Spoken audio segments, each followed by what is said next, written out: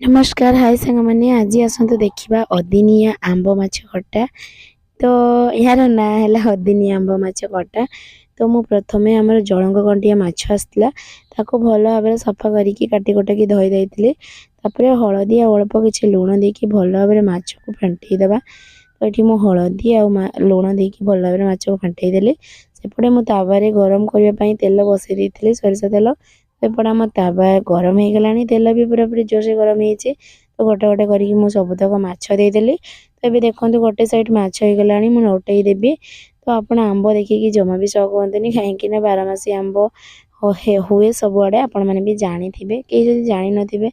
तो देखो आंब है माछ झोल कर आंब सहित कहीं आंब सीजन चलीगलानी किंतु आंब माछ टेस्ट माने जी खाई आंब माछ झोल तार टेस्ट है अलग प्रकार निरा। तो से आपण मान पूर्वर माछ आंब खटा बनई।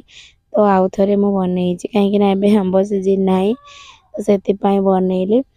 तो माछ आंब खटा बहुत भल लगे से आउ थे बनाऊँ। तो माछ भजा आमर अलरेडी हो गला। तो मुझे अधा माछ भाजी सारे भाजिकी गोटे जगह को बाहर करके रखीदेवी। आउ जो मोर फेवरेट मुंड रही भल भाव भाजीदेवा। भाजी सारा पर एपटे मु रेडी कर सारे आंब छड़े काटिकी रखी सारे। आउ सीजा आलू दुईटा भी काटिकी भल भाव रखी। तो एपटे आम कौन करवा ना आगे सरिष तेल देदेबा कड़े। तापर गरम हो सारा भृसुंगा पत्र अलग किसी देकी बेसर पियाज अदा रसुण एक पेस्ट कर देलु। भल भाव टे कषिदेलु। एबे आम लंका गुंड आउ अल्प किसी हलदी गुंड देकी भल भाव कषिदेलु। काटिकी रखिथिबा सीजा आलू को ता देहरे देदेबा देकी भल भाव कषिदेबा।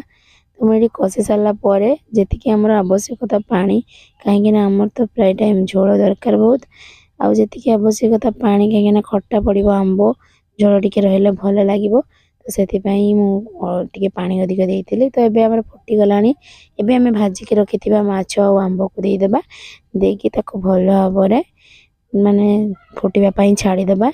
तो ये मुझे नाड़ी देली नाड़ी देकी किसी समय मु छाड़ीदेवी कहीं आंब टे सीझ आउ तरकारी भी माने फुटीज माछ सहित झोल मिसीज। तो से ढाकुणी दे देती देखो ये ढाकुणी दे देती।